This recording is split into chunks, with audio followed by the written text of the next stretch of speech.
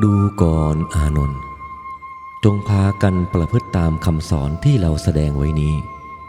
ถ้าผู้ใดมิได้ประพฤติตามก็พึงเข้าใจว่าผู้นั้นเป็นคนนอกพุทธศาสนาพระพุทธเจ้าได้ตรัสแก่ข้าอานนท์ดังนี้แล้วจึงทรงแสดงต่อไปอีกว่าดูก่อนอานนท์เราตถาคตบัญญัติศีล5ศีล8ศีล10ศีลพระปาติโมกข์ไว้หลายประเภทนั้นก็เพราะอยากให้สัตว์ยกตนออกจากกองกิเลสดูก่อนอานนท์บุคคลบำเพ็ญศีลมากน้อยประเภทใดประเภทหนึ่งก็เพื่อให้รู้ซึ่งการละกิเลสและยกตนให้พ้นจากกิเลสเมื่อไม่รู้เช่นนั้นได้ชื่อว่าเป็นคนหลงส่วนผลอานิสงส์ที่ได้บำเพ็ญศีลนั้นเราตถาคตได้กล่าวอยู่ว่ามีผลอานิสงส์จริงแต่ว่ามีอานิสงส์น้อยและผิดจากทางพระนิพพานถ้าปุถุชนเท่านั้นว่ากล่าวสอนเพียงเล็กน้อยก็ไม่เข้าใจเพราะเขาถือว่าเขาดีเสียแล้ว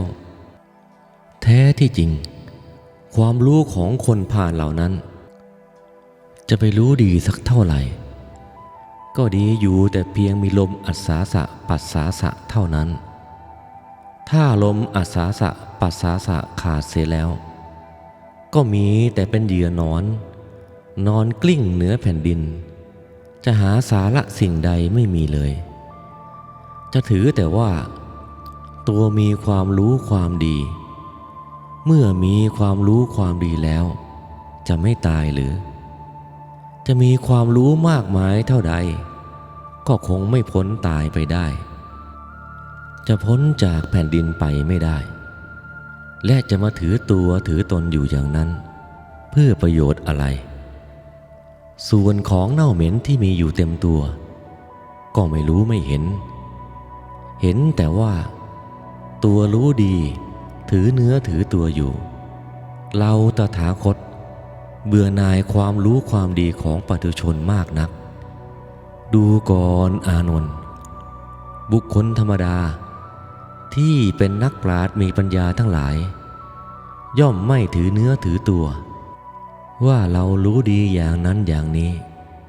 ท่านจะมีความรู้มากมายเท่าไหร่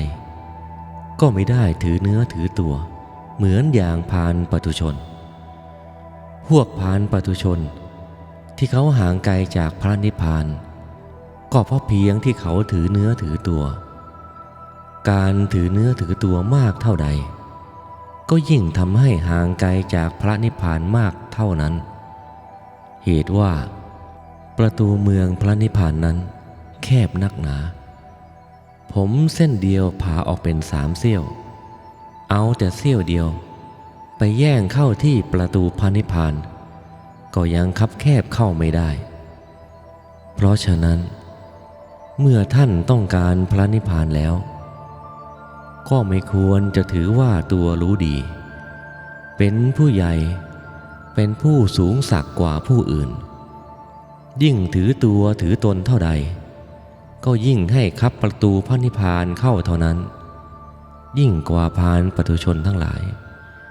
เป็นผู้ห่างไกลจากพระนิพพานด้วยเหตุที่เขามัวถือเนื้อถือตัวว่าเขารู้ดีอยู่แล้ว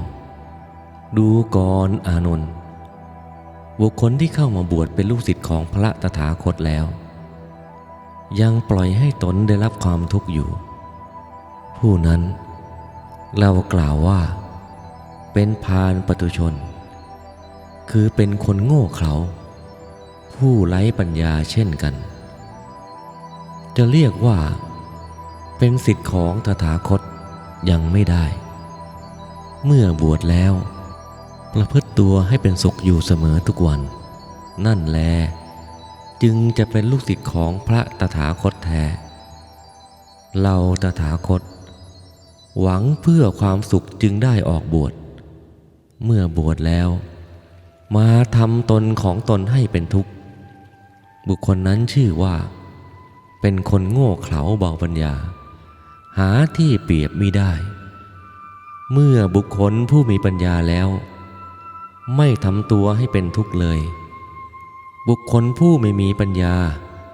จึงทำตัวให้เป็นทุกข์ไม่เฉพาะแต่นักบวชจำพวกเดียวแม้คฤหัสถ์ถ้ายังมีปัญญาไม่ได้ก็ได้รับความทุกข์ความลำบากเหมือนกันปราชญ์ผู้ปีชาเมื่อออกบวชแล้วท่านย่อมพิจารณาเห็นแจ้งซึ่งประโยชน์และซึ่งมิใช่ประโยชน์ท่านพิจารณาเห็นแจ้งซึ่งมีศีลและข้อวัดที่หนักและเบาแล้วท่านไม่ต้องรักษามากมายหลายอย่างหลายประการนักเลือกแต่เล็กแต่น้อยก็ย่อมได้รับความสุขกายสบายใจผู้ที่โง่เขาเบาปัญญานั้นย่อมรักษามากมายหลายอย่างต่างๆนานาเพราะเหตุที่ต้องรักษามากเกินไปจึงเป็นทุกข์ผู้ที่มีปัญญาย่อมเลือกรักษาแต่สิ่งที่จริงที่แท้เพียงเล็กน้อยเท่านั้นก็ย่อมนำมาซึ่งความสุขเปรียบเสมือนบุคคลผู้ฉลาดไปตัดต้นไม้ในป่ามาทำกิจอย่างหนึ่งเมื่อตัดได้แล้วก็ถากเปลือกและกระพี้ทิ้งเสียเหลือไว้แต่สิ่งที่ต้องการวัดตัดเอาแต่พอแก่การงานของตัวเท่านั้นไม่ต้องลำบากแก่การแบกแก่การหามส่วนบุคคลผู้ที่ไม่ฉลาดไม่รู้เท่าต่อการงานที่จะพึงทำได้เมื่อไปตัดไม่ได้แล้วจะถากเอาแต่สิ่งที่ต้องการก็กลัวจะเสียเพราะตัวไม่เข้าใจการงานจึงต้องแบกมาทั้งเปลือกทั้งกระพี้ทั้งส่วนยาวได้รับความเหน็ดเหนื่อยอย่างหนักอย่างทวีคูณก็เพราะความที่ตัวเป็นคนโง่เขลาเบาปัญญาดูก่อนอานนท์การรักษาแล้วไม่ดีไม่มีราคาแม้จะรักษามากมายสักพันดวงก็สู้รู้รักษาแก้วที่ดีมีราคาดวงเดียวไม่ได้แก้วที่ไม่ดีมีราคาจะขายก็ไม่ได้จะเก็บไว้ก็ไร้ประโยชน์ตกลงต้องรักษาไปเปล่าๆส่วนแก้วที่มีราคานั้นจะขายก็ได้เงินมากจะเก็บไว้ก็เป็นคุณเป็นประโยชน์แก่ตนการเรียนมนต์และการเรียนคาถาที่ไม่ดีไม่ขลังแม้จะเรียนตั้งร้อยตั้งพันก็สู้มนต์และคาถาที่ดีขลังบทเดียวไม่ได้แม้การที่รักษาพระวินัยบัญญัติและข้อวัดแล้วก็ไม่ต้องรักษามากเมื่อไม่รู้ไม่เข้าใจก็รักษาพร่ำเพื่อไปจนเต็มไม่มีเขตแดนจึงต้องได้รับความลำบากเหมือนผู้ที่ไม่รู้การงานต้องแบกเอาไปทั้งเปลือกทั้งกระพี้ทั้งส่วนยาวไปเปล่าๆฉะนั้นผู้ที่มีปัญญามีปรีชาสามารถท่านรักษาวินัยและข้อวัดไว้มากแต่หากได้รับอานิสงส์เพียงพอเหมือนอย่างผู้รักษาดวงแก้วดีแล้วหรือผู้ที่เรียนมนต์และคาถาที่ขลังบทเดียวเท่านั้นก็ให้สำเร็จประโยชน์ได้เต็มที่ฉะนั้นดูก่อนอานนท์การที่เราตถาคตต้องการให้บวชนั้น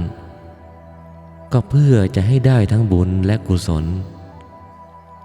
อะไรชื่อว่าเป็นตัวบุญตัวกุศลตัวบุญกุศลนั้นไม่ใช่สิ่งอื่นคือความดับเสียซึ่งกิเลสการรักษากิจวัตรและพระวินัยอย่างไรก็ตามถ้าดับกิเลสได้มากก็เป็นบุญมากถ้าดับกิเลสได้น้อยก็เป็นบุญน้อยถ้าดับกิเลสไม่ได้ก็ไม่เป็นบุญเลยบาปอกุศลนั้นก็ไม่ใช่อื่นคือตัวกิเลส ตัวกิเลสก็คือตัวตัณหานั่นเองดับกิเลสตัณหาไม่ได้ก็เป็นอันไม่ได้บุญไม่ได้กุศลเลยผู้ที่ไม่รู้จักบุญและบาปนั้นจะมาทำความเข้าใจว่าบวชรักษาข้อวัดรักษาศีลเอาบุญนั้นมีอยู่นอกตนนอกตัวมีอยู่ที่ดินฟ้าอากาศเมื่อบวชได้รักษากิจวัตรแล้วบุญนั้นก็จะเลื่อนลอยมาจากสถานที่ต่างๆมีนภาลัยเวหาอากาศเป็นต้นมานำเอาตัวขึ้นไปสู่สวรรค์และพระนิพพานเห็นไปโดยผิดทางเช่นนี้ล้วนแต่เป็นคนหลงสิ้นทั้งนั้นดูก่อนอานนท์ผู้ที่ไม่รู้จักบาปเข้าใจว่าบาปนั้นอยู่นอกตนนอกตัวเมื่อทำบาปแล้วบาปนั้นก็ลุกมาแต่นรกใต้พื้นดินมาจับกุมขุมเอาตัวลงไปนรกการที่ทำความเข้าใจอย่างนี้นับว่าเป็นคนหลงสิ้นทั้งนั้นดูก่อนอานนท์สุขก็ดีทุกข์ก็ดีบาปบุญคุณโทษก็ดีย่อมมีอยู่ที่เราจะเข้าใจว่าบาปบุญอยู่นอกตัวนอกตนนั้นทำบุญแล้วคอยท่าบุญจะมาเอาตัวเอาตนไปสู่สุคติคิดอย่างนี้ตั้ง100 ชาติแสนชาติก็ไม่อาจได้อันว่าบุญบาปสุขทุกข์ย่อมไม่มีณภายนอกตัวบุญกุศลและความสุขนั้นก็คือดวงจิตส่วนบาปกรรมทุกโทษนั้นคือหมู่แห่งตัณหานั้นจักมีหน้าที่อื่นนอกจากตัวตนของเราแล้วไม่มีตัวบุญและตัวบาปก็อยู่ที่ใจของเราเมื่อตัวไม่ชอบทุกข์อยากได้ความสุขก็จงพยายามแก้ใจของเรานั้นเถิดถ้าเราไม่เป็นผู้แสวงหาความสุขให้พ้นจากความทุกข์แล้วใครจะมาช่วยตัวเราให้พ้นจากความทุกข์ให้ได้รับความสุขได้เล่าเพราะสุขทุกข์อยู่ที่ตัวของเราเมื่อเราหาไม่ได้แล้วใครคนอื่นที่ไหนเขาจะมาหาให้เราได้ดูก่อนอานนท์บุคคลผู้ที่เข้าใจว่าบุญกุศลสวรรค์และพระนิพพานนี้มีผู้นำมาบาปกรรมทุกโทษนรกและสัตว์เดรัจฉานก็มีผู้พาไปทั้งสิ้นบุคคลที่เข้าใจอย่างนี้ชื่อว่าเป็นผู้หลงโลกหลงทางบุคคลจำพวกนั้นแม้จะทำบุญให้ทานสร้างกุศลเท่าใดที่สุดจนออกบวชในพระพุทธศาสนานี้ก็หาความสุขไม่ได้จะได้เสวยแต่ความทุกข์ถ่ายเดียวดูก่อนอานนท์บุญกับสุขหากเป็นอันเดียวกันเมื่อมีบุญก็ชื่อว่ามีความสุขบาปกับทุกข์ก็เป็นอันเดียวกัน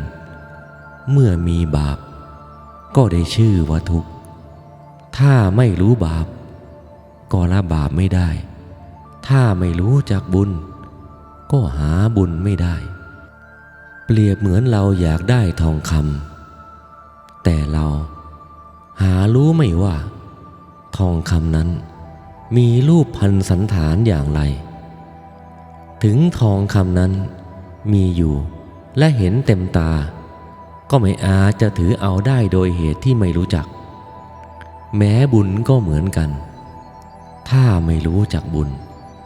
ก็หาบุญไม่ได้อย่าว่าแต่บุญ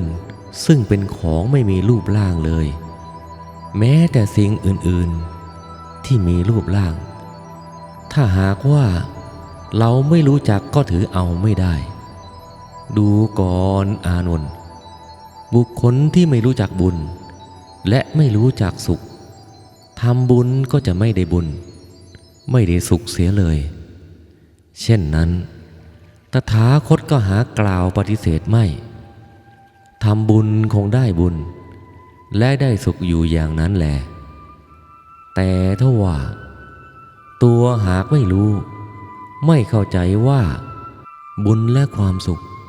ก็ยังเกิดอยู่ที่ตัวนั่นเองเมื่อไม่รู้ไม่เข้าใจจึงเป็นอันมีบุญและสุขไว้เปล่าๆดูก่อนอานนท์บุคคลจำพวกที่ไม่รู้จักบุญคือความสุขเมื่อทำบุญแล้วปรารถนาเอาความสุขน่าสมเพชเวทนานักหนาตัวทำบุญก็ได้บุญในทันใดนั่นเอง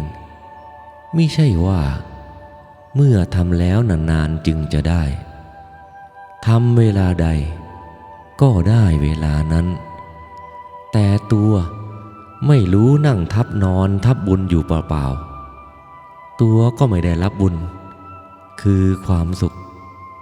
จึงว่าเสียทีที่เกิดเป็นมนุษย์พบพระพุทธศาสนาพระพุทธเจ้าตรัสเทศนาแก่ข้าอานนท์ด้วยประการฉะนี้ข้าแต่พระมหากัสสปะผู้มีอายุพระพุทธเจ้าตรัสเทศนาต่อไปอีกว่าอานันทะดูก่อนอานนท์บุคคลที่เข้าใจว่าทำบุญไว้มากๆแล้วจะรู้และไม่รู้ก็ไม่เป็นไรบุญก็จะพาไปให้ได้รับความสุขนั่นเองเช่นนี้ชื่อว่าเป็นคนหลงโดยแท้เพราะเหตุไรบุญจึงจะพาตัวไปรับความสุขเดียวเมื่อไม่รู้จักสุขก็คือไม่รู้จักบุญเมื่อเรารู้จักสุขก็เห็นสุขก็คือเรารู้บุญเห็นบุญนั่นเองจะให้ใครพาไปหาใครที่ไหนดูก่อนอานนท์สุขทุกข์นี้ใครจะช่วยใครไม่ได้ใครจะพาใครไปนรกและสวรรค์และพระนิพพานนั้นไม่ได้จะไปนรกหรือสวรรค์หรือพระนิพพานต้องไปด้วยตัวเองจะพาเอาคนอื่นไปด้วยไม่ได้เป็นอันขาดผู้ใดอยากพ้นจากขุมนรกสุขในเมืองผีก็จงทำตนให้พ้นจากนรกดิบในเมืองคนเหล่านี้เสียก่อนจึงจะพ้นจากขุมนรกสุขในเมืองผีได้ถ้าอยากได้รับความสุขในภายหน้าก็จงทำตนให้ได้ถึงสวรรค์ดิบในเมืองคนเหล่านี้เสียก่อนถ้าไม่ได้สวรรค์ดิบในเมืองคนนี้แม้นตายไปก็ไม่อาจได้สวรรค์สุขเลยถ้าไม่ได้สวรรค์ดิบไว้ก่อนแล้วตายไปก็มีนรกเป็นที่อยู่โดยแท้แม้ความสุขในสวรรค์ก็ยังไม่ปราศจากทุกข์มิใช่ว่าจะมีทุกข์แต่สวรรค์ดิบในเมืองคนเหล่านั้นก็หาไม่ได้ถึงสวรรค์สุขในชั้นฟ้าชั้นใดๆสุขกับทุกข์ก็ดีก็มีอยู่เสมอกันเป็นความสุขที่ยังไม่ปราศจากทุกข์ไม่เหมือนพระนิพพานซึ่งเป็นเอกตบรมสุขมีแต่สุขโดยส่วนเดียวไม่ได้เจือปนไปด้วยความทุกข์เลยดูก่อนอานนท์อันว่าสวรรค์ดิบในเมืองคนเหล่านี้ก็คือความได้เป็นเจ้าเป็นใหญ่ในสมบัติข้าวของเกียรติยศบริวารและนามยศเมื่อบุคคลใดได้เป็นเจ้าเป็นใหญ่เช่นนั้นก็ได้ชื่อว่าเป็นผู้ที่ได้เสวยสุขในสวรรค์ดิบผู้ปรารถนาความสุขในภายภาคหน้าก็จงให้ได้รับความสุขแต่เมื่อยังมีชีวิตอยู่อย่าเห็นแก่ความลำบากยากแค้นในสวรรค์ใดๆจะเป็นสวรรค์ดิบในเมืองคนเราหรือเมืองสวรรค์สุขในเมืองฟ้าทุกชั้น ย่อมเจือปนอยู่ด้วยความทุกข์ทั้งนั้นไม่แปลกต่างกันและไม่มากไม่น้อยกว่ากันความสุขในสวรรค์ก็เป็นความสุขจริงจะว่าไม่สุขนั้นไม่ได้แต่ว่าความสุขที่เจืออยู่ด้วยทุกข์แม้นถึงกระนั้นก็คงดีกว่าตกอยู่ในนรกโดยแท้ดูก่อนอานนท์สวรรค์ดิบในชาตินี้กับสวรรค์สุขในชาติหน้าอย่าสงสัยว่าแตกต่างกันถึงจะต่างกันบ้างก็เพียงเล็กน้อยเท่านั้นเมื่อต้องการความสุขเพียงใดก็จงภาคเพียรให้ได้แต่เมื่อยังมีชีวิตอยู่ในเมืองคนนี้จะนั่งนอนคอยความสุขมหานั้นไม่ได้ไม่เหมือนพระนิพพานความสุขในพระนิพพานนั้นไม่ต้องขวนขวายเมื่อจับถูกที่แล้วนั่งสุขนอนสุขได้ทีเดียวความสุขในพระนิพพานจะว่ายากก็เหมือนง่ายจะว่าง่ายก็เหมือนยากที่ว่ายากนั้นยากเพราะไม่รู้ไม่เห็นพาลปุถุชนคนตามืดทั้งหลายรู้ไม่ถูกที่เห็นไม่ถูกที่จับไม่ถูกที่จึงต้องภาคเพียรพยายามหลายอย่างหลายประการ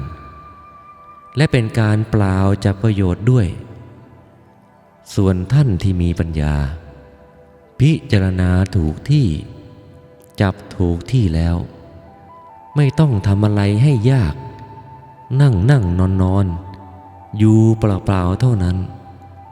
ความสุขในพระนิพพาน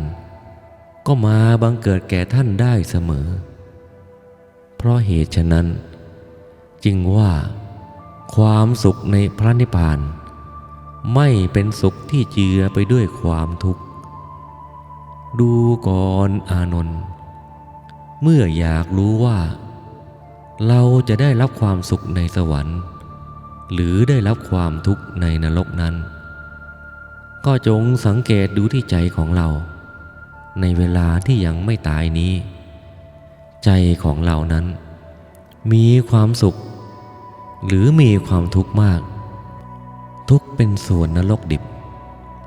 เมื่อตายแล้วก็ต้องไปตกนรกสุขสุขเป็นส่วนสวรรค์ดิบเมื่อตายแล้วก็ได้ขึ้นสวรรค์สุข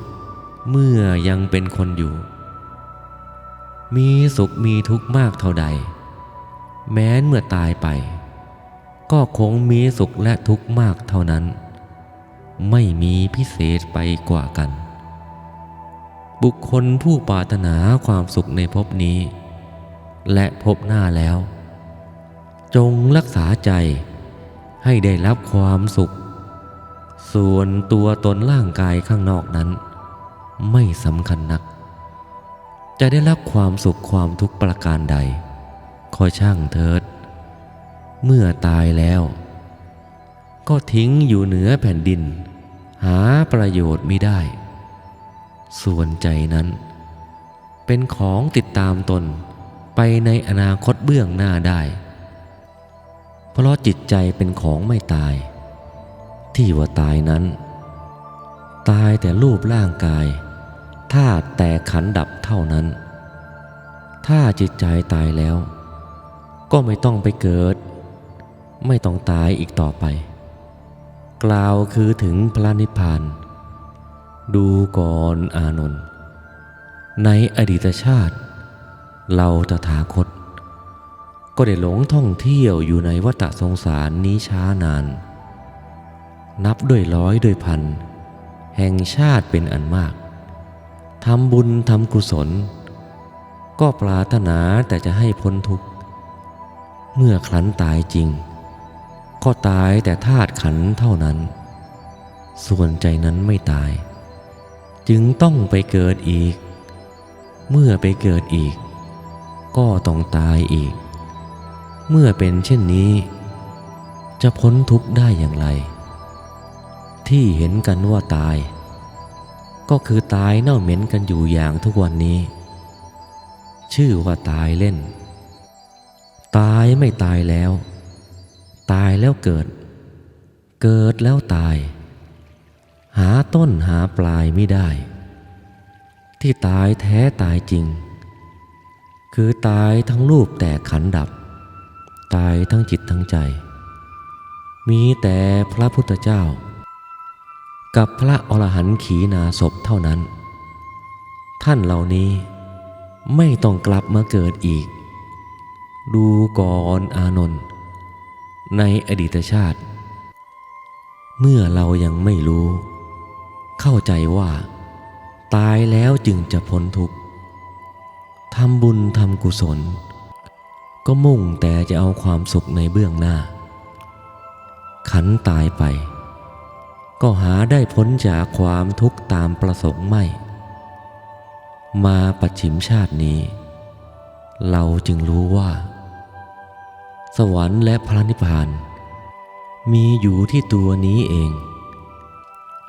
เราจึงได้รีบเร่งปฏิบัติให้ได้ให้ถึงแต่เมื่อยังเป็นคนอยู่จึงได้พ้นจากทุกข์และได้เสวยสุขอันปราศจากอามิตรเป็นบรมครูสั่งสอนเวนยสัตว์อยู่ทุกวันนี้ข้าแต่พระมหากัสสปะผู้มีอายุพระพุทธเจ้าตรัสเทศนาแก่ข้าอานนท์ดังนี้แหละตถะนันตรังลำดับนั้นพระพุทธเจ้าจึงตรัสเทศนาต่อไปอีกว่าอานันทะดูก่อนอานนท์ความทุกข์ในนรกและความสุขในสวรรค์และพระนิพพานนั้นใครจะช่วยใครไม่ได้เมื่อใครชอบอย่างใดก็ทำอย่างนั้นแม้เราตถาคตก็ช่วยให้ใครพ้นทุกข์ไม่ได้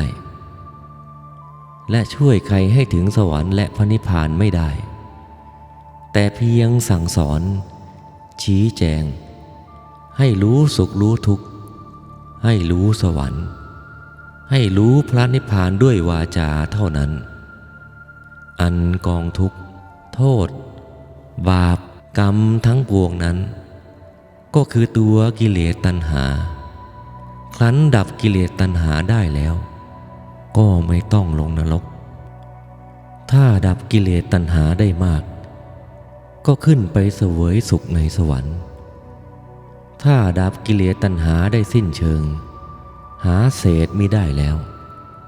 ก็ได้เสวยสุขในพระนิพพานทีเดียวเราตถาคตบอกให้รู้แต่ทางไปเท่านั้นถ้าผู้รู้แห่งทางความสุขแล้วประพฤติปฏิบัติตามก็ได้ประสบสุขสมประสงค์อย่าว่าแต่เราตถาคตเลยแม้พระพุทธเจ้าทั้งหลายที่ล่วงไปแล้วนับไม่ถ้วนก็ดีจะมาตรัสรู้ในการนี้ภายหลังก็ดีจะมาช่วยพาเอาสัตว์ทั้งหลายไปให้พ้นจากทุกข์แล้วให้ได้เสวยสุขเช่นนั้นไม่มีแต่จะมาแนะนำสั่งสอนให้รู้สุขทุกข์รู้สวรรค์และพระนิพพานอย่างเดียวกันกับเราตถาคตนี้พระพุทธเจ้าทั้งหลายก็ทรงไว้ซึ่งทศพลญาณเหมือนอาการอย่างเราตถาคตนี้ทุกองค์บุคคลจำพวกใดเข้าใจว่าพระพุทธเจ้าต่างกันด้วยศีลด้วยญาณด้วยฌานด้วยอิทธิฤทธิ์บุคคลจำพวกนั้นเป็นคนหลงผู้ที่ได้นามว่าพระพุทธเจ้านั้นต้องมีทศพลญาณสำหรับขับขี่เข้าสู่พระนิพพานด้วยกันทุกองค์จะได้เป็นพระพุทธเจ้าแต่เราองค์เดียวนั้นหาไม่ได้ผู้ใดมีทศพลญาณ ผู้นั้นได้ชื่อว่าพระพุทธเจ้าด้วยกันทุกองค์ไม่ควรจะมีความสงสัยญาณ10ประการนั้นเป็นเครื่องหมายของพระพุทธเจ้าถ้าไม่มีญาณ10ประการแล้วจะรู้ดีมีอิทธิฤทธิ์ดำดินบินบนได้อย่างไรก็ตามก็ไม่เรียกว่าพระพุทธเจ้าถ้ามีญาณ10ประการแล้วจะไม่มีอิทธาศักดานุภาพอย่างไรก็ตามก็ให้เรียกท่านผู้นั้นว่าพระพุทธเจ้าเพราะทศพลญาณ10ประการเป็นเครื่องหมายของพระพุทธเจ้าถ้าไม่มีเครื่องหมายอย่างนี้ผู้ใดมีฤทธิ์มีเดชขึ้นก็จะตั้งตัวเป็นพระพุทธเจ้าเต็มบ้านเต็มเมืองก็จะเป็นทางแห่งความเสียหายวุ่นวายในโลกเท่านั้นดูก่อนอานนท์ทศพลญาณ10ประการนั้นเป็นของสำคัญตั้งอยู่สำหรับโลกไม่มีผู้ใดแต่งขึ้นเป็นแต่เราตถาคต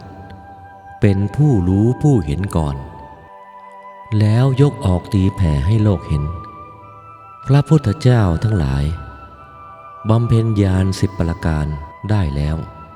ก็ขับขี่เข้าสู่พระนิพพานเมื่อถึงพระนิพพานแล้วก็ปล่อยวางญาณนั้นได้แก่โลกตามเดิมหาได้เอาตัวตนเอาจิตใจเข้าสู่พระนิพพานด้วยไม่ส่วนพระนิพพานนั้น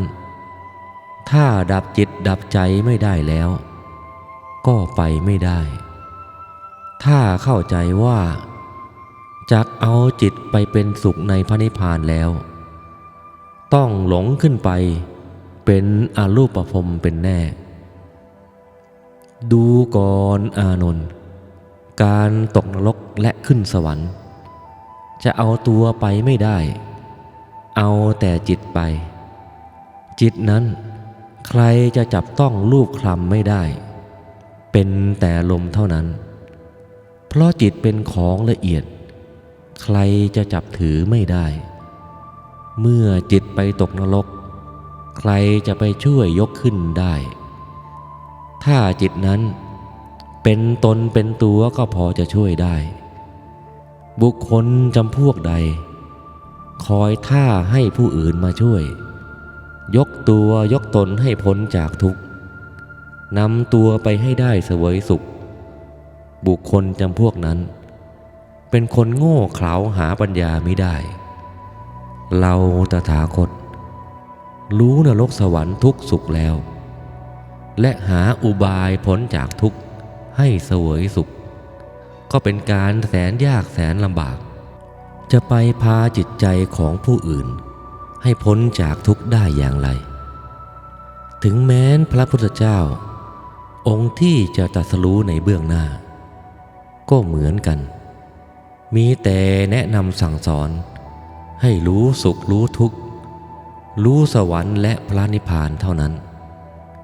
ผู้ที่จะต้องการสุขทุกข์อย่างใดนั้นแล้วแต่อัธยาศัยแต่ว่าต้องศึกษาให้รู้แท้แน่นอนแก่ใจเสียก่อนว่าทุกข์ในนรกนั้นเป็นอย่างนั้นสุขในสวรรค์เป็นอย่างนั้นสุขในพระนิพพานก็เป็นอย่างนั้นเมื่อรู้แล้วยังจะมีทางได้ทางถึงบ้างคงจะไม่ท่องเที่ยวอยู่ในวัฏสงสารเนิ่นนานเท่าไหร่นักถ้ายังไม่รู้แจ้งแต่เมื่อยังมีชีวิตอยู่ก็ไม่อาจจะพ้นได้เลยและได้ชื่อว่าเป็นผู้เกิดมาเสียชาติเป็นมนุษย์เสียความปรารถนาเดิมซึ่งหมายความว่าจะเป็นผู้เกิดมาเพื่อความสุขครั้นเกิดมาแล้วก็พลอยไม่ให้ตนได้รับความสุขซ้ำยังตนให้จมอยู่ในนรกทำให้เสียสัตย์ความปรารถนาแห่งตนน่าสังเวชสลดใจยิ่งนักข้าแต่พระมหากัสสปะผู้มีอายุพระพุทธเจ้า ตรัสแก่ข้าอานนท์ดังนี้แลอิโตปรังกิริมานันทสุตตังอนุสันทิคเตตวาภาสิสังสามีติเบื้องหน้าแต่นี้จะแสดงคิริมานนทสูตรสืบต่อไปมีคำพระอานนท์ปฏิญาว่าดังนี้พันเตอริยกัสสปะข้าแต่พระอริยเจ้าทั้งหลายมีพระมหากัสสปะเป็นประธานภักขวาอันว่าพระผู้มีพระภาคเจ้าเทเสสิก็ตัดเทศนาแก่ข้าอานนท์สืบต่อไปว่าอานันทะดูก่อนอานนท์อันว่าความสุขและความทุกข์นั้นก็มีอยู่แต่ในนรกและสวรรค์เท่านั้นส่วนพระนิพพานมีอยู่นอกสวรรค์และนรกต่างหากบัดนี้จะแสดงสุขและทุกข์ในนรกและสวรรค์ให้แจ้งก่อนจิตใจของเหล่านี้เมื่อมีทุกข์หรือมีสุขแล้วใครจะสามารถมาช่วยยกออกจากจิตของเราได้อย่าว่าแต่ตัวเราเลยแม้ท่านผู้อื่นเราก็ไม่สามารถจะช่วยยกออกได้มีอาการเหมือนกันทุกรูปทุกนามทุกตัวตนสัตว์บุคคลอันหนึ่งเมื่อท่านมีทุกข์แล้วจะนำทุกข์ของท่านมาให้เราก็ไม่ได้เรามีทุกข์แล้วจะนำทุกข์ไปให้ท่านผู้อื่นก็ไม่ได้แม้ความสุขก็มีอาการเช่นกันสุขและทุกข์ไม่มีใครจะช่วยกันได้สิ่งที่จะช่วยให้พ้นจากทุกข์ได้มีแต่อำนาจกุศลผลบุญมีการให้ทานและการรักษาศีลเป็นต้นเท่านั้นที่จะเป็นผู้ช่วยให้พ้นจากทุกข์ได้มนุษย์และเทวดาอินทร์พรหมใครๆจะมาช่วยให้พ้นทุกข์และให้ได้เสวยสุขนั้นไม่ได้ที่สุดแม้แต่เราตถาคตผู้ทรงไว้ซึ่งทศพลญาณเห็นป่านนี้ก็ไม่อาจช่วยใครได้แต่เป็นผู้ช่วยแนะนำตักเตือนให้รู้สุขรู้ทุกข์สวรรค์และนรกเท่านั้นตัวต้องยกตัวเองถ้ารู้ว่านรกและสวรรค์อยู่ที่ตัวแล้วยกตัวให้ขึ้นสวรรค์ไม่ได้ก็ชื่อว่าเกิดมาเสียชาติเกิดและเสียเวลาที่เกิดมาพบพระพุทธศาสนาน่าเสียดายชาติที่ได้เกิดมาเป็นรูปร่างกายมีอวัยวะพร้อมสมบูรณ์ทุกอย่างทั้งได้พบพระพุทธศาสนาด้วยสมควรจะได้สวรรค์และพระนิพพานโดยแท้เหตุไฉนจึงย่ำเหยียบตัวเองให้จมอยู่ในนรกเช่นนั้นน่าสังเวชนักดูก่อนอานนท์สุขทุกข์นั้นให้หมายเอาที่จิตเป็นสวรรค์จิตทุกข์เป็นนรกเข้าใจว่านรกและสวรรค์มีอยู่นอกจิตนอกใจเช่นนั้นก็ได้ชื่อว่าเป็นคนหลงนรกและสวรรค์บาปบุญคุณโทษย่อมมีอยู่ในอกในใจทั้งสิ้นอยากพ้นทุกข์ก็ให้รักษาจิตใจจากสิ่งที่เป็นบาปเป็นทุกข์เสียถ้าต้องการสวรรค์ก็ทำงานที่หาโทษมิได้เพราะการทำบุญทำกุศลนั้นเมื่อทำก็ไม่เดือดร้อนเมื่อทำเสร็จแล้วระลึกถึงให้เกิดความสุขความสำราญเบิกบานใจทุกเมื่อเช่นนี้ชื่อว่าเราได้ขึ้นสวรรค์และถ้าอยากได้สุขในพระนิพพานก็ให้วางเสียซึ่งสุขและทุกข์คือวางจิตอย่าถือว่าเป็นของตนก็ได้ชื่อว่าถึงพระนิพพานเพ ราะว่าใจเป็นใหญ่เป็นประธาน สุขทุกข์ทั้งสวรรค์และพระนิพพานสำเร็จแล้วด้วยใจคือว่ามีอยู่ที่จิตที่ใจของเราทั้งสิ้นบุคคลจำพวกใดไม่รู้ว่าของเหล่านี้มีอยู่ในตนแล้วไปเที่ยวค้นคว้าหาในที่อื่นบุคคลจำพวกนั้นชื่อว่าเป็นคนหลงคนเมาเป็นผู้หนาอยู่ด้วยกิเลสตัณหามืดมนอยู่ด้วยมลทินแห่งนรกดูก่อนอานนท์สัตว์ที่ตกอยู่ในนรกมากมายนับไม่ได้แน่นอัดยัดเยียดกันอยู่ในนรกดังข้าวสารหรือเม็ดถั่วเม็ดงาในกระสอบแต่ก็ไม่เห็นกันได้ด้วยเขาไม่รู้ไม่เห็นซึ่งนรกไม่รู้สุขทุกข์บาปบุญคุณโทษไม่รู้ว่าจิตของตนเป็นทุกข์เป็นสุขมีแต่มัวเมาอยู่ด้วยกิเลสกามราคะตัณหาจึงชื่อว่าตกอยู่ในนรกยัดเยียดกันดังข้าวสารหรือเมล็ดถั่วเมล็ดงาในกระสอบลองเรียกหากันไม่เห็นกันคือไม่เห็นทุกข์เห็นสุขแห่งกันและกันนั่นเองดูก่อนอานนท์จิตใจนั้นใครไม่แลเห็นของกันและกันได้ผู้ที่แลเห็นจิตเห็นใจของผู้อื่นได้มีแต่พระพุทธเจ้าและพระอรหันต์เท่านั้นพระพุทธเจ้าที่จะรู้เห็นจิตเห็นใจของผู้อื่นได้ก็โดยญาณแห่งพระอรหันต์ถ้าละกิเลสตัวร้ายไม่ได้คุณแห่งความเป็นอรหันต์ก็ไม่ได้มาตั้งอยู่ในสันดานจึงไม่อาจยังรู้วาระจิตของสัตว์ทั้งปวงได้แม้เราตถาคตจะยังรู้วาระจิตของสัตว์ทั้งปวงได้ก็เพราะปราศจากกิเลสคือความเป็นไปแห่งพระอรหันต์บุคคลผู้ที่ไม่พ้นกิเลสคือไม่สำเร็จอรหันต์และจะมาปฏิญาว่ารู้เห็นจิตแห่งบุคคลอื่น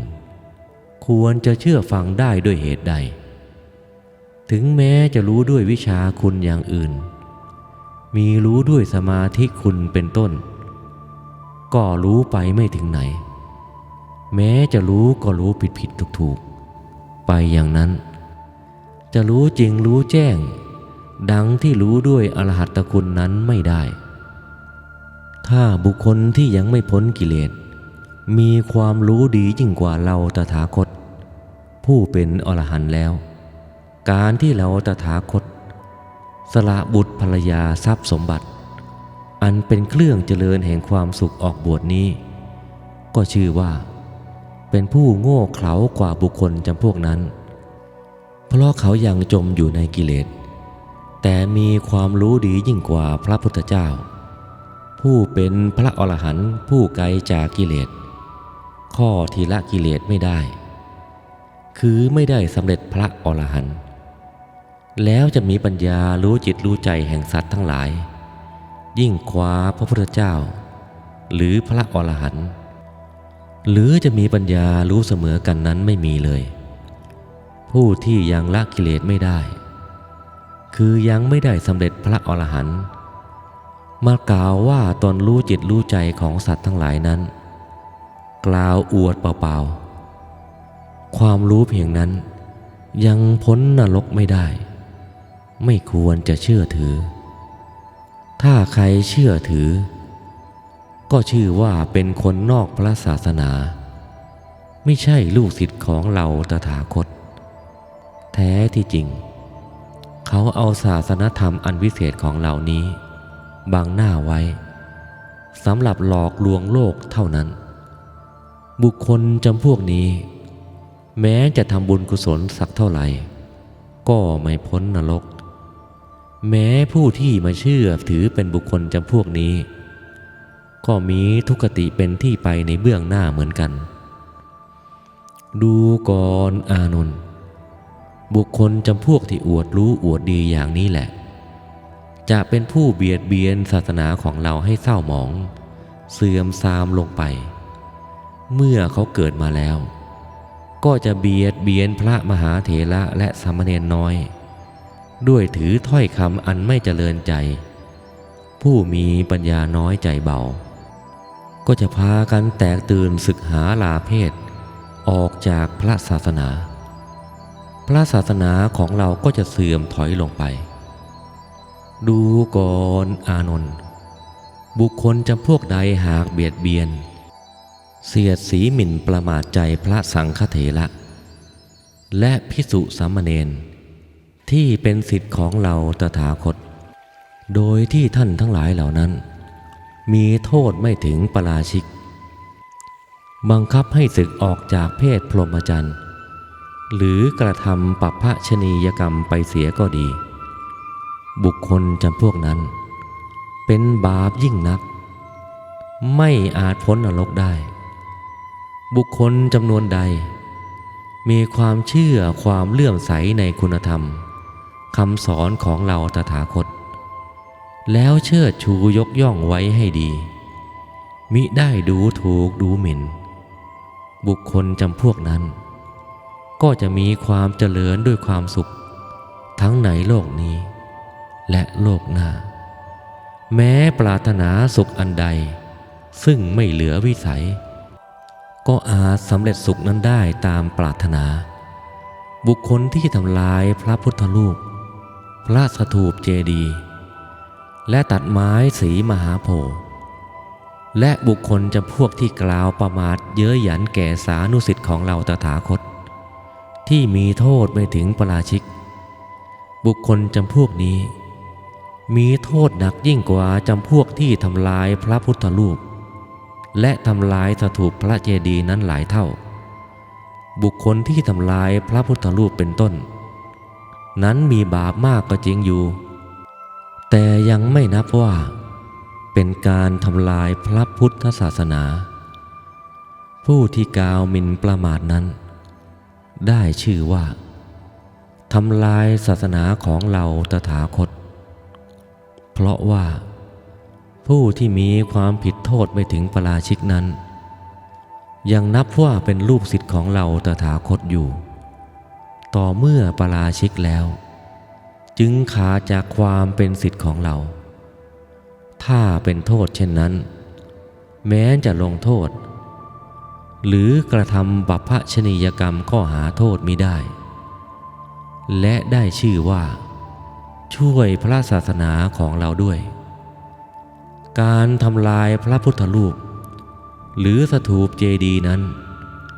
ยังมีทางเป็นกุศลได้อยู่แต่พระพุทธรูปไม่ดีไม่งามแล้วทำลายเสียแก้ไขให้งามขึ้นแม้พระเจดีย์และไม้สีมหาโพธิ์ก็เช่นกันต้นโพธิ์ที่ตั้งอยู่ในที่ที่ไม่สมควรเช่นตั้งอยู่ในที่ใกล้วัตถุถาวรอาจทำลายต้นไม้นั้นได้จะตัดเสียก็หาโทษไม่ได้ถ้าทำลายเพื่อหาประโยชน์แก่ตนหรือทำลายโดยความอิจฉาริษยาเช่นนั้นย่อมเป็นบาปเป็นกรรมโดยแท้แม้ถึงอย่างนั้นก็ยังไม่ชื่อว่าเป็นการทำลายพระศาสนาพวกที่หมิ่นประมาททำให้สงฆ์ที่มีโทษยังไม่ถึงอันติมะให้ได้รับความเดือดร้อนถึงแก่เสื่อมจากพรหมจรรย์ได้ชื่อว่าทำลายพระพุทธศาสนาโดยแท้ข้าแต่พระมหากัสสปะพระพุทธเจ้าได้ตรัสแก่ข้าอานนท์ดังนี้แล้วจึงตัดเทศนาแก่ข้าอานนท์สืบต่อไปอีกว่าอานันทะดูก่อนอานนท์บุคคลที่ปรารถนาซึ่งสวรรค์และพระนิพพานก็จงรีบภาคเพียรกระทำให้ได้ให้ถึงแต่เมื่อยังมีชีวิตอยู่เพราะมีอยู่ที่ใจของเราทุกอย่างจะเป็นการลำบากมากอยู่ที่แต่พระนิพพาน ผู้ที่ปรารถนาความสุขในพระนิพพานจงทำตัวให้เหมือนแผ่นดินหรือเหมือนดังคนตายไปแล้วคือให้ปล่อยวางความสุขและความทุกข์เสียความสำคัญก็คือให้ดับกิเลส1,500นั้นเสียกิเลส1,500นั้นเมื่อย่อนลงให้สั้นอยู่แล้วก็เหลืออยู่แค่5เท่านั้นคือโลภะ1โทสะ1โมหะ1มานะ1ทิฏฐิ1โลภะนั้นคือความทะเยอทะยานมุ่งหวังอยากได้กิเลสกามคือรูปเสียงกลิ่นรสโผฏฐัพพะอยากได้วัตถุกามคือสมบัติข้าวของซึ่งมีวิญญาณและหาวิญญาณมิได้เหล่านี้ชื่อว่าโลภะโทสะนั้นได้แก่ความเคืองแค้นประทุษร้ายเบียดเบียนท่านผู้อื่นชื่อว่าโทสะโมหะนั้นคือความหลงมีหลงรักหลงชัง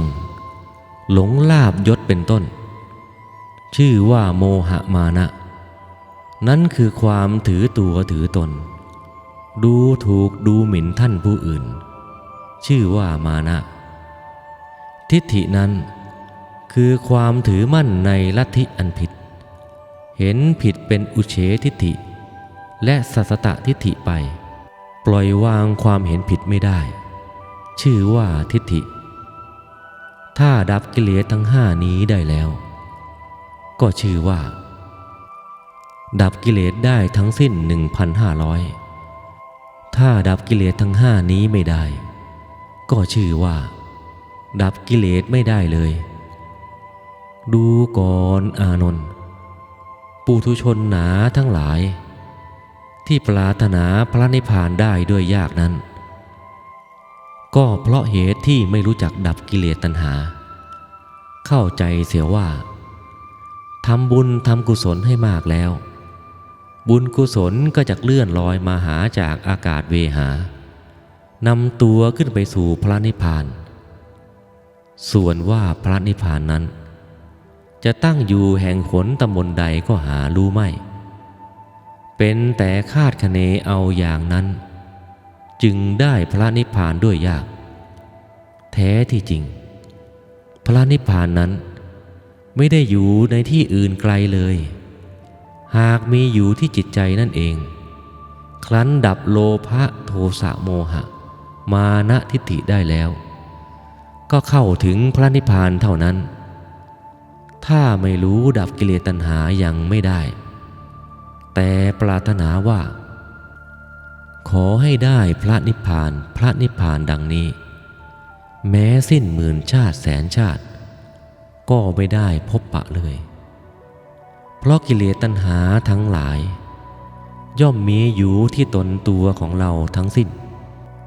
เมื่อตัวไม่รู้จักระงับกิเลสตัณหาที่มีอยู่ให้หมดไปก็ไม่ถึงเท่านั้นจะคอยท่าให้บุญกุศลมาช่วยระงับดับกิเลสของตัวเช่นนี้ไม่ใช่ฐานะที่จะพึงคิดบุญกุศลนั้นก็คือตัวเรานี่เองเราแลจะเป็นผู้ระงับดับกิเลสให้สิ้นไปหมดไปจึงจะสำเร็จได้สมประสงค์ดูก่อนอานนท์ปุถุชนคนเขาทั้งหลายที่ได้ถึงพระนิพพานด้วยยากนั้นเพราะเขาปรารถนาเปล่าๆจึงไม่ได้ไม่ถึงเขาไม่รู้ว่าพระนิพพานอยู่ที่ในใจของเขา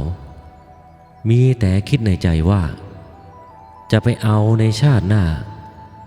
หารู้ไม่ว่านรกและสวรรค์และพระนิพพานมีอยู่ในตนเหตุฉะนั้นจึงพากันตกทุกข์ได้ยากลำบากยิ่งนักพากันเวียนว่ายตายเกิดอยู่ในวัฏสงสารนี้ถือเอากำเนิดในภพน้อยภพใหญ่อยู่ไม่มีที่สิ้นสุดข้าแต่พระมหากัสสปะพระพุทธเจ้า ตัดเทศนาแก่ข้าอานนท์ด้วยประการดังนี้แล้วจึงตัดเทศนาต่อไปอีกว่าอานันทะดูก่อนอานนท์บุคคลผู้มีปัญญาพึงคิดถึงตนแล้วปรามใจของตนให้พ้นจากทุกข์และความลำบากและให้ออกจากบ่วงแห่งกิเลสมารให้ได้เถิดถ้าไม่คิดอย่างนี้แม้จะมีปัญญาก็มีเสียเปล่าไม่นับเข้าในจำนวนที่มีปัญญากิริยาที่พ้นทุกข์และพ้นออกจากบ่วงแห่งกิเลสมารได้คือพ้นจากกิเลสตัณหาของเราเมื่อพ้นจากกิเลสตัณหาได้เช่นนั้นก็ได้ชื่อว่าพ้นจากความทุกข์ยากโดยสิ้นเชิงถ้ายังไม่พ้นก็ไม่ควรจะสั่งสอนผู้อื่นเพราะตัวยังไม่พ้นจะสั่งสอนผู้อื่นให้พ้นได้ด้วยอาการอย่างไรเปรียบเหมือนบุคคลจะข้ามแม่น้ำถ้าตัวของเรายังไปไม่ถึงฝั่งโน้นแล้วจึงร้องบอกให้ท่านผู้อื่นข้ามมาตามตนเช่นนี้สมควรแม้นเมื่อเราร้องบอกเขาแล้วเขาจะพอใจไปหรือหาไม่ก็แล้วแต่ใจเขาส่วนตัวของเราข้ามไปได้สมประสงค์แล้วข้อนี้อุปมาฉันใดผู้ที่จะเป็นครูเป็นอาจารย์สอนให้ผู้อื่นพ้นจากทุกข์มีอุปมาเหมือนผู้ที่จะพาข้ามแม่น้ำฉะนั้นบุคคลที่เปลืองตัวให้พ้นออกจากองค์กิเลสยังไม่ได้และจะไปเปลื้องสัตว์ในป่าช้าผีทั้งหลายเขาจะหัวเราะเยาะเย้ยว่าอโหโอ้หนอตัวของท่านก็ยังไม่พ้นทุกข์แล้วจะมาพาเอาพวกเราข้าพเจ้าออกจากทุกข์ได้อย่างไรตัวของท่านและพวกข้าพเจ้าก็ยังไม่พ้นนรกอยู่เหมือนกันจะมาพาพวกข้าพเจ้าให้พ้นจากนรกได้ด้วยอาการอย่างไรดูก่อนอานนท์บุคคลจำพวกใดที่ให้ผีในป่าช้าหัวเราะเยาะเย้ยเล่นเช่นนี้บุคคลจำพวกนั้นถ้ามีขึ้นก็เป็นเหตุให้เกิดโรคภัยไข้เจ็บอันตรายต่างๆหาความสุขความเจริญไม่ได้ดูก่อนอานนท์คฤหัสถ์ก็ดีนักบวชก็ดีมากล่าวว่าตัวรู้ตัวเห็นและได้พูดจากับด้วยผีดังนี้ก็พึงให้รู้ว่าคนจำพวกนั้นไม่ใช่ลูกศิษย์ของเราตถาคตเป็นพวกมิจฉาทิฏฐิภายนอกพระศาสนาไม่ควรเชื่อถือเอาเป็นครูบาอาจารย์เพราะเขาเป็นคนเจ้าอุบายเจ้าเล่ห์เจ้ากลทั้งนั้นที่มีความรู้จริงเห็นจริงพูดจาสนทนากับผีได้มีแต่พระพุทธเจ้ากับพระอรหันต์เท่านั้นนอกนั้นไม่มีใครรู้จริงเห็นจริงเป็นคนอุตริทั้งนั้นดูก่อนอานนท์เราจะทำนายไว้ให้เห็นในอนาคตการเบื้องหน้าจะเกิดมีพวกมิจฉาทิฏฐิภายนอกศาสนาอวดอ้างว่าตัวรู้ตัวเห็นผีครั้นบุคคลจำพวกนั้นเกิดขึ้นแล้วก็จะเบียดเบียนพระศาสนาของเราให้เสื่อมถอยลงไปด้วยวาทะถ้อยคำเสียดสีต่างๆพระสงฆ์สามเณรก็จะเกิดละสำละสายหาความสบายไม่ได้เขาจะสอนทิฏฐิวัดอย่างเคร่งครัดถืออรัญญิกธุดงค์อย่างพระเทวทัตภายหลังก็จะเกิดพระบ้านพระป่ากันขึ้นแล้วก็จะแตกออกเป็นพวกไม่สามัคคีกันต่างพวกก็ถือแต่ตัวดีศาสนาของเรา ก็จะเสื่อมถอยลงไปเพราะพวกมิจฉาทิฏฐิเห็นแก่ลาภและยศหาความสุขไม่ได้มรรคผลธรรมวิเศษก็จะไม่เกิดขึ้นแก่เขาเขาจะเรียนเอาแต่วิชาศีลธรรมอันพวกมิจฉาทิฏฐิสอนให้รู้อะไรกันขึ้นเล็กน้อยก็อวดดีกันไปแท้ที่จริงความรู้เหล่านั้นล้วนแต่รู้ดีสำหรับไปสู่นรกจำไม่พ้นจตุราบายได้เลยดูก่อนอานนท์ในอนาคตการภายหน้าจะมีอย่างนี้ไม่ต้องสงสัยถ้าผู้ใดรู้ลัทธิทิฏฐิอย่างนี้ไว้แล้วเมื่อได้เห็นก็จงเพียรพยายามละเว้นก็จะได้ประสบความสุขการที่จะระงับดับกิเลสก็ให้ระงับบริโภคสองประการให้เบาบางลงบริโภคสองประการนั้นคือจีวรปัจจัยและเสนาสนะปัจจัยสองอย่างนี้ชื่อว่าบริโภคภายนอกนับเป็นหนึ่งบิณฑบาตปัจจัยและคีลานปัจจัยสองอย่างนี้ชื่อว่าบริโภคภายในนับเป็นอย่างหนึ่งบริโภคทั้งสองนี้เป็นตัวกิเลสตัวทุกข์ตัวสุขสิ้นทั้งนั้นถ้าบริโภคทั้งสองนี้มากขึ้นเท่าใดทุกข์ก็มากขึ้นไปตามลำดับเท่านั้นถ้าบริโภคสองนี้น้อยลงความสุขก็มากขึ้นคือว่าบาปน้อยลงเท่าใดบุญกุศลก็มากขึ้นเท่านั้นอันว่าบุญกุศลก็มีอยู่ที่ตัวบุคคลทั้งสิ้นผู้ที่จะละบริโภคสองนั้นได้แล้วนรกก็พ้นสวรรค์และพระนิพพานสิ่งใดๆก็ได้ในที่นั้นดูก่อนอานนท์บุคคลที่บวชเข้าแล้วไม่รู้จักระงับดับกิเลสคือบริโภคสองให้เบาบางเข้าใจว่าบวชรักษาศีลครองวัดเอาบุญไม่หาอุบายระงับดับกิเลสและบริโภคสองจะได้บุญได้ความสุขมาแต่ที่ไหนถ้าคิดอย่างนั้นแม้จะรักษาศีลตลอดพระปาติโมกข์และธุดงควัตรก็หากเป็นอันรักษาเปล่ารักษาให้เหนื่อยยากลำบากกายเปล่าไม่อาจเป็นบุญกุศลได้พระปาติโมกข์ธุดงควัตรทั้งหลายที่ทรงบัญญัติแต่งตั้งไว้นั้นก็เพื่อให้เป็นเครื่องระงับดับกิเลสตัณหาคือบริโภคทั้งสองถ้าระงับไม่ได้ก็ไม่เป็นบุญเป็นกุศลผู้ที่ทำความเข้าใจว่าพระปาติโมกข์และธุดงควัตรจะช่วยยกตัวให้ขึ้นไปสวรรค์และพระนิพพานเช่นนี้เป็นความเห็นของคนที่โง่เขลาเบาปัญญาจะไม่พ้นทุกข์เลยบริโภคทั้งสองนั้นได้ชื่อว่าปริโภคสองที่แปลว่าความกังวลการรักษาพระปาติโมกข์และธุดงควัตรก็เพื่อตัดปริโภคความกังวลให้เบาบางลงได้เท่าใดก็เป็นบุญเป็นกุศลเป็นสวรรค์และพระนิพพานขึ้นไปเท่านั้นพระพุทธเจ้าย่นโอวาทคำสอนลงสู่ปริโภคสองว่าเป็นที่สุดโดยสิ้นเชิง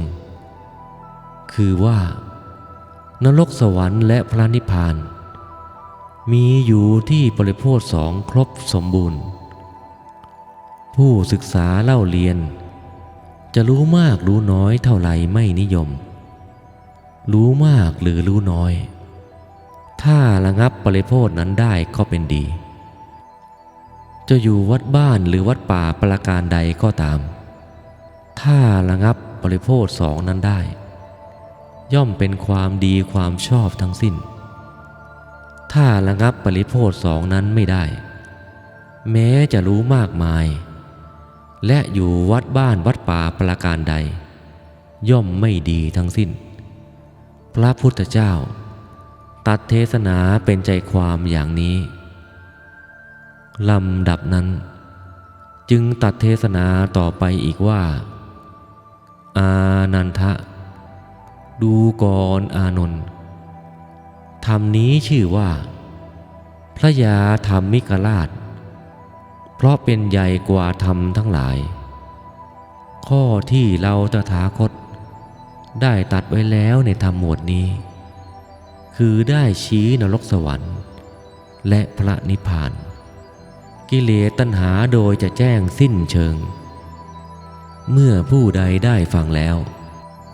ปรารถนาสุขทุกประการใดก็จงเลือกประพฤติตามความปรารถนาเมื่อพระพุทธเจ้าตรัสฉะนั้นแล้วจึงซ้ำตรัสอนุญาตปัดฉิมบรรพชาไว้แก่ข้าอานนท์ดูก่อนอานนท์แม้ในปัจฉิมการเมื่อหาพระสงฆ์ครบคณะบรรพชาไม่ได้โดยที่สุดแม้ภิกษุองค์เดียวเมื่อกุลบุตรมีศรัทธาเลื่อมใสในคุณแห่งเราตถาคตอยากจะบวชเป็นภิกษุในสำนักภิกษุองค์เดียวก็จงบวชเถิดโดยที่สุดลงไปอีกแม้จะหาภิกษุสักองค์เดียวไม่ได้กุลบุตรผู้มีศรัทธาใกล้จะบวชสืบศาสนาแห่งเราตถาคตก็ให้ศึกษาจตุถปาราชิกและปริโภทสองนั้นให้เข้าใจแล้วเข้าสู่เฉพาะพระพุทธรูปหรือพระสถูปพระเจดีย์หรือแม้หาที่ควรเคารพเช่นนั้นไม่ได้ก็ให้ระลึกถึงเราตถาคตแล้วบวชเป็นภิกษุให้ตั้งใจสมาทานว่าอิมังปัปปชังสมาธิยามิทุติยามปิอิมังปัปปชังสมาธิยามิตติยามปิอิมังปัปปชังสมาธิยามิแล้วให้สมาทานจตุถปาราชิกว่าปัทถมังปาราชิกังสมาธิยามิทุติยังตติยังจตุถังปาราชิกังสมาธิยามิแล้วบวชเป็นภิกษุเถิดถ้าหากพระสงฆ์ยังมีอยู่อย่างน้อยเพียงองค์เดียวแล้วจะบวชโดยลำพังไม่ได้ถ้าขืนบวชชื่อว่าดูถูกดูหมิ่นพระศาสนาเป็นบาปยิ่งนักอย่าทำเลยเมื่อบวชได้วิธีนี้ผู้ใดคัดค้านว่าไม่ควรจะเป็นบาปเป็นกรรมยิ่งนักเราอนุญาตไว้สำหรับคราวอันตรธานต่างหากข้าแต่พระมหากัสสปะพระพุทธเจ้าตรัสเทศนาแก่ข้าอานนท์ดังนี้ขอพระอริยสงฆ์ทั้งหลายจงทราบด้วยพลญาณของตนโดยในดังข้าพเจ้าอานนท์แสดงมานี้เถิดแล้วพระองค์ก็หยุดไม่ทรงตรัสเทศนาอีกต่อไปข้าพเจ้ากราบถวายบังคมแล้วกลับไปสู่สำนักท่านคิลิมานนท์แสดงสัญญาทั้งสองประการคือรูปสัญญานามสัญญาให้พระผู้เป็นเจ้าฟังโดยพุทธบริหารทุกประการท่านคิลิมานนท์กำหนดตามพระธรรมเทศนาก็ได้บรรลุอรหัตผลในขณะที่วางธุระในรูปในนามโรคภัยของท่านที่เจ็บปวดเวทนาก็อันตรธานหายในขณะนั้นข้าแต่พระมหากัสสปะผู้มีอายุพระสูตรนี้จะได้ชื่อว่าพยาธรรมิกสูตรตามรับสั่งนั้นก็จะเสียนิมิตไปเพราะอาศัยพระผู้เป็นเจ้า คิลิมานนท์เป็นนิมิตพระสูตรนี้พระพุทธเจ้าตัดเทศนาที่เชตวนารามปลาลบเรื่องพระคิลิมานนท์เกิดอาพาธให้เป็นเหตุจึงได้ชื่อว่าคิลิมานนทสูตรมีเนื้อความดังแสดงมานี้แล